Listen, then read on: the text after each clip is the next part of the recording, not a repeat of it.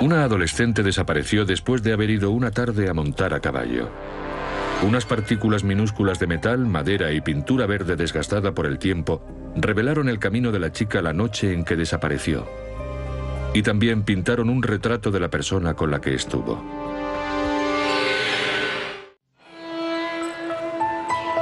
Entre las clases, los deportes, un trabajo de media jornada y los deberes, Tracy Parker, de 16 años, tenía muy poco tiempo libre. Y ese poco tiempo lo dedicaba íntegramente a su primer y verdadero amor: montar a caballo. Nosotras habíamos montado a caballo toda la vida. El primer pony que tuvimos lo trajo mi padre a casa cuando yo tenía 4 años. Los caballos y los animales formaban parte de nuestra vida. Wayne y Sharon Fry, vecinos de Tracy, le dejaban montar sus caballos. Y ella, a cambio, limpiaba los establos. Pero Tracy desapareció después de una de esas visitas. Y nadie volvió a verla. Mi madre sabía que Tracy iba a ir a montar y esperaba que después fuera a casa. Y obviamente el primer sitio al que llamó para preguntar si habían visto a Tracy fue la residencia de los Fry. Los Fry dijeron a los padres de Tracy que esa noche habían salido a cenar, y cuando volvieron a casa, Tracy ya no estaba allí. Pero vieron que el caballo favorito de Tracy estaba asudado, lo que indicaba que lo habían montado. Y el equipo de montar había sido usado y guardado. Todo parecía estar en orden en su casa. Y mi madre siguió haciendo llamadas a partir de ese punto. Los padres de Tracy llamaron a la policía para denunciar su desaparición. Cuando una adolescente no regresa a casa y lleva menos de 24 horas desaparecida y no hay ninguna otra prueba que indique otra cosa, la respuesta normal es considerarlo una fuga premeditada y empezar la investigación de ese modo. Amigos, vecinos, policía y voluntarios registraron toda la zona en busca de algún rastro de ella, pero no encontraron nada. 5 días más tarde, los equipos de búsqueda encontraron ropa de Tracy en el bosque a unos 3 kilómetros de su casa. Toda la ropa estaba arrugada y apretada junta, y había sido arrojada entre los matorrales desde el camino. La ropa estaba en muy mal estado. Cuando la encontraron había mucha sangre.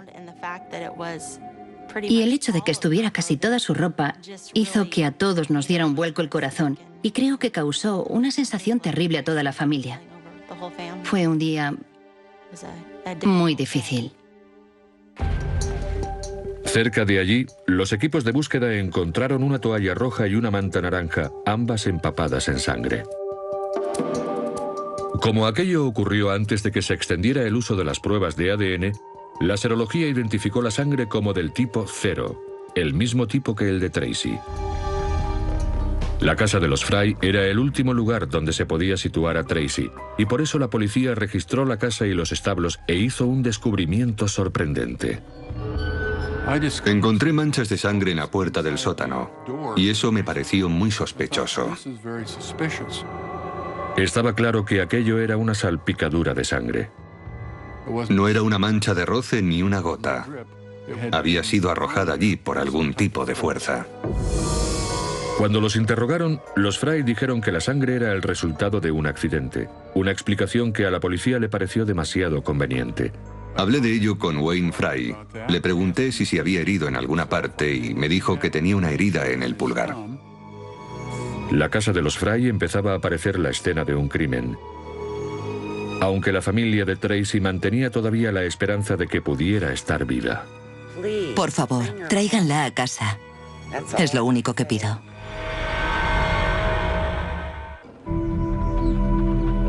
Tracy Parker, de 16 años, había ido a montar a caballo a casa de sus vecinos justo antes de desaparecer misteriosamente. A pocos kilómetros de distancia encontraron su ropa y una manta ensangrentadas. El hallazgo de la ropa puso las cosas en una perspectiva que no queríamos tener que afrontar. La toalla roja encontrada junto a la ropa de Tracy resultó aún más reveladora. La policía descubrió que la toalla pertenecía a los Fry, los vecinos de Tracy. La habían utilizado para tapar la ventana del garaje. Parecían personas muy poco motivadas, algo quemadas, y los consideraba gente rara. No parecían especialmente peligrosos, ni yo creía que hubiera ninguna razón para tenerles miedo. La residencia de los Fry se colocó en primer lugar en mi lista de prioridades como escena potencial de un crimen. Algo que también resultó sospechoso fue que los investigadores encontraron sangre en la puerta del sótano de la casa de los Fry. Desde luego, en ese momento sospechábamos que habíamos encontrado el último lugar donde había estado Tracy. Pero un test de anticuerpos supuso un serio contratiempo para los investigadores al revelar que la sangre era de uno de los perros de los Fry. Tenían 2 perros bastante grandes. Uno de ellos tenía una herida en la punta del rabo. Era posible que la sangre de la puerta hubiera salido del rabo del perro. No obstante, la policía siguió concentrándose en Wayne y Sharon Fry. Ellos decían que la noche de la desaparición de Tracy habían ido a cenar con amigos, pero una revisión de sus archivos telefónicos indicó que alguien había usado el teléfono de la casa a las 7:44 de la tarde. Brian Lord, el encargado del mantenimiento en casa de los Fry, llamó a su novia para decirle que iba a llegar tarde. Brian Lord y su novia acababan de tener un hijo. Tenían una reunión familiar. Era su primera cena con gente y a él lo esperaban en casa. Tracy Parker llamó por teléfono desde la casa 15 minutos más tarde a una de sus amigas. Sabemos que Tracy llamó a una amiga suya sobre las 8. La amiga no podía hablar y Tracy le dijo, vale, llámame luego. Durante el interrogatorio, Brian Lord dijo que no había visto a Tracy Parker aquella noche. Afirmó que había salido de casa de los Fry poco después de llamar a su novia. Mi hermana me había dicho, ¿sabes? Ese chico que trabaja en la casa donde voy a montar a caballo dice que eres muy guapa. También me dijo que ella no se relacionaba mucho con él, pero que la había llevado a su casa una vez y era simpático. Los técnicos del laboratorio forense encontraron pruebas muy poco corrientes en la ropa ensangrentada de Tracy. Trozos minúsculos de metal. Cuando examinamos esas virutas metálicas, vimos que tenían marcas de herramienta y que tenían las formas enrolladas características de los tornos de metal, no de otras herramientas. Parecían virutas de un torno para metal, una máquina que raya y corta el metal. Los investigadores emplearon un espectroscopio fluorescente de rayos X para determinar la composición química de esas virutas. Estaban formadas principalmente de aluminio, pero había también presentes un gran número de otros elementos, o sea que eran aleaciones de aluminio. El metal no es un artículo que se encuentre normalmente en la ropa. Sería algo muy raro. No todo el mundo va por ahí con virutas de aluminio en la ropa. Pero los investigadores no pudieron encontrar virutas de aluminio semejantes en ningún lugar de la casa de los Fry, ni en los establos, ni en ninguna otra parte de su propiedad. Mientras proseguía la investigación, un equipo de búsqueda hizo el descubrimiento que todo el mundo temía. Un mes después de la desaparición de Tracy, encontraron su cuerpo semidesnudo en un campo a menos de 5 kilómetros de su casa. Yo tengo la sensación de que mi infancia terminó el día que murió Tracy. De pronto tuve que convertirme en adulta y tenía problemas, responsabilidades y cosas que conlleva el formar parte de algo así. Y sí, creo que, en cierto sentido, perdí mi infancia. La autopsia mostró que la causa de la muerte había sido un golpe seco en la cabeza. Al parecer, la habían asesinado alrededor del momento de su desaparición. La autopsia descubrió también pruebas de que había sido violada. En el cuerpo de Tracy, los investigadores encontraron las mismas partículas metálicas de aluminio junto con partículas de madera y de pintura verde muy vieja y desgastada.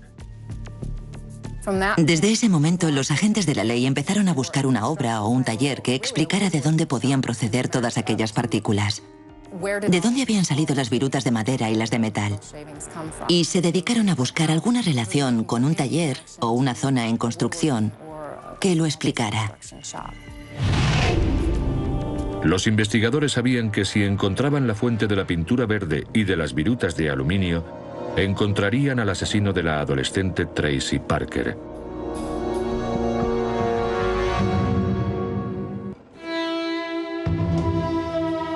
Los archivos indicaban que Tracy Parker había usado el teléfono de los vecinos para llamar a una amiga sobre las 8 de la tarde del día en que desapareció. Brian Lord, el encargado de la casa, había utilizado el mismo teléfono para llamar a su novia 15 minutos antes, aunque afirmaba no haber visto a Tracy esa noche. Lord dijo que había pasado por el taller de su hermano de camino a su casa. La policía registró el taller, pero no encontraron nada sospechoso. En un principio no vimos nada. Daba la impresión de que en el taller no había pasado nada. Brian Lord permitió que la policía registrara su camioneta y examinara la ropa que decía que había llevado la noche de la desaparición de Tracy. Los investigadores no encontraron ninguna prueba forense. Pero unos vecinos dijeron a la policía que aquella noche habían visto a Lord lavar su camioneta con una manguera. Teníamos testigos que decían que lo habían visto limpiando su camioneta. Y era muy raro que hiciera eso. Estaba lavando la camioneta sin camisa con una temperatura de 14 grados. Ese tipo de comportamiento resultaba difícil de explicar. Naturalmente, los investigadores encontraron eso sospechoso y decidieron examinar más detenidamente el interior del taller de su hermano. El suelo parecía muy limpio y daba la impresión de que lo hubieran cubierto con algún tipo de aceite. Para descubrir lo que había debajo, los analistas rociaron el suelo con un reactivo llamado verde leucomalaquita, que reacciona con la proteína de la sangre humana. Pocos segundos después de rociarlo, se iluminaron amplias zonas. Eso nos indicó que había bastante sangre que no se veía a simple vista. Yo me sentí abrumado. Cuando el abogado de Brian Lord vio aquella mancha de sangre, insinuó que la sangre era de la perra de Brian cuando estaba en celo. Le dije, en ese caso busquemos a la perra. Me preguntaron qué quería decir con eso. Quiero decir que por aquí tiene que haber una perra muerta. Miren lo grande que es esa mancha. Análisis serológicos mostraron que la sangre era humana y del mismo tipo sanguíneo que la de Tracy Parker. El análisis de la sangre en el laboratorio criminológico reveló que era del tipo 0 con una enzima determinada que solo aparece en aproximadamente el 4% de la población. Y resultó que la sangre de Tracy Parker era idéntica en el tipo y en esa enzima. A continuación, los analistas recogieron todo lo que pudieron encontrar en el taller: partículas de pintura, virutas de metal, de madera, polvo, tierra, y enviaron todo al laboratorio forense. En la historia de nuestro laboratorio, que lleva abierto desde los años 70, ese fue el caso más grande en lo que se refiere al volumen de pruebas que nos enviaron. Entre los miles de restos de pruebas, los investigadores identificaron virutas de madera y fragmentos de pintura. Pero las virutas de madera eran tan pequeñas que resultaba imposible saber si se correspondían con las encontradas en el cuerpo de Tracy. Los trozos de pintura blanca eran difíciles de identificar, pero los verdes eran más fáciles. La pintura de color tiene variables como pigmentos de color, agentes aglutinantes y materiales con base orgánica que pueden ser únicos. Nunca en mi vida he visto una pintura verde que hubiera podido corresponderse con esa. Estaba estropeada por el tiempo, era muy vieja y se notaba. Y yo nunca he visto una pintura así ni antes ni después. Las partículas de pintura verde fueron sometidas a análisis de microscopio, infrarrojos y elementales. El resultado fue sorprendente.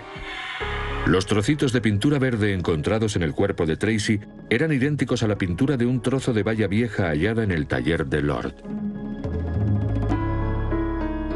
Eran parecidas en color, textura, estructura de capas, grado de desgaste, composición química, composición de elementos menores, etc. La policía revisó los archivos de trabajo de Brian Lord y descubrió que Lord había desmontado esa vieja valla verde unas semanas antes de la desaparición de Tracy y se había llevado los trozos de la valla en su furgoneta. Para mí el trozo de pintura verde fue la prueba más reveladora que apuntaba a Brian Keith Lord. Finalmente, los investigadores analizaron los fragmentos metálicos del taller de Lord con espectroscopio fluorescente de rayos X. Eran idénticos en composición, tamaño y forma a los encontrados en el cuerpo de Tracy, en su ropa y en la manta naranja. Y un pelo humano aislado hallado en la manta naranja era parecido microscópicamente al pelo de Brian Lord. Creo que Brian Keith Lord era una persona colérica y no sé por qué. Una persona colérica y cruel.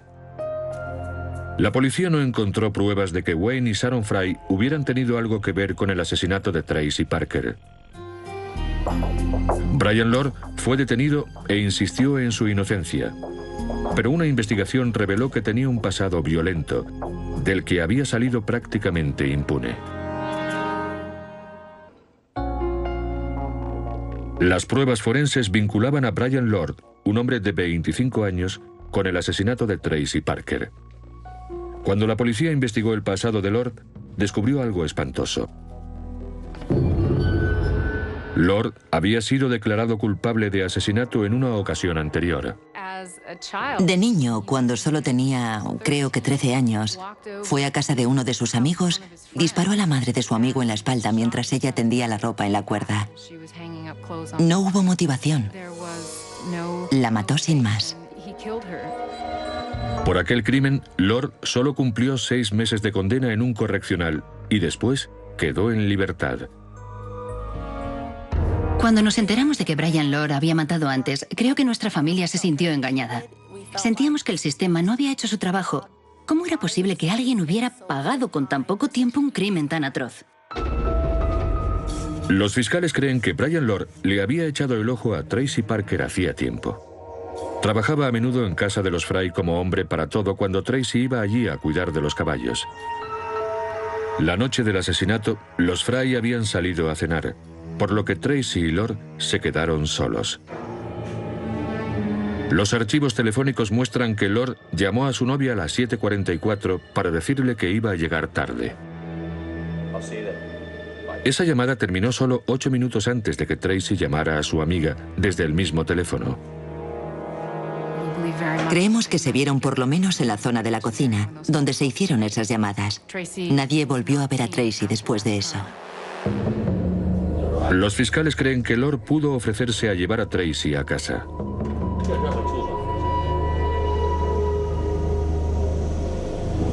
Por el camino pararon en el taller de su hermano. Este no estaba en el pueblo ese día. Lord convenció a Tracy de que entrara en el taller.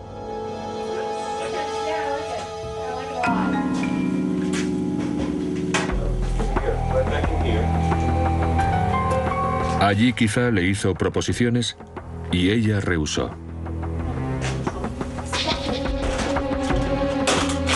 Las pruebas sugieren que Lord la golpeó en la cabeza con un objeto romo y la asaltó sexualmente.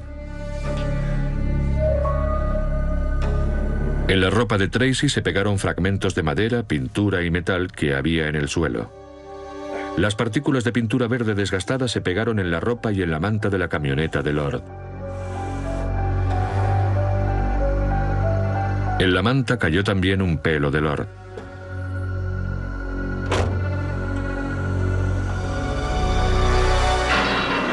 Cuando Lord dejó el cuerpo de Tracy, su ropa y la manta naranja en lugares distintos, volvió de nuevo al taller.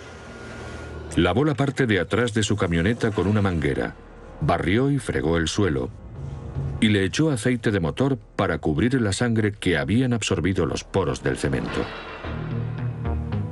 Pero la operación no le salió bien. Las pruebas eran muy numerosas y la capacidad analítica de los investigadores era muy grande. Fue muy complicado. Tardaron mucho tiempo en analizar cada trocito de prueba y seguirle el rastro hasta donde la habían encontrado y descubrir cómo se vinculaba con los demás trozos encontrados en distintos lugares. Uno se pregunta qué se proponía aquel hombre. Varias veces cuando íbamos al tribunal hizo comentarios cuando pasábamos. Y le decía a mi padre, oye, si salgo alguna vez, puede que tu otra hija sea la siguiente. Cosas horribles que te provocan muchas pesadillas. Y yo pensaba, ahora no tengo que preocuparme de él. Quizá en algún momento del futuro sí, pero ahora sé dónde está. Brian Lord fue juzgado, declarado culpable de asesinato en primer grado y condenado a muerte. Unos años más tarde, un tribunal revocó el veredicto de culpabilidad de Lord después de una apelación. En 1999 fue juzgado y declarado culpable de nuevo, y esa vez fue condenado a cadena perpetua sin posibilidad de libertad condicional. Creo que se ha vuelto tan rutinario revocar casos de asesinato con pena capital que resulta insultante, pero no es ninguna sorpresa. Creo que fue después de la apelación del primer juicio. Creo que fue la Corte Suprema de nuestro estado la que dijo que este era el caso con pruebas circunstanciales más complejo que se había juzgado nunca en el estado. Y estoy dispuesta a apostar a que es cierto. No sé si se habría resuelto el caso de no ser por las pruebas forenses. Las pruebas forenses fueron las que unieron las distintas escenas entre sí y las que apuntaron directamente a Brian Keith Lord.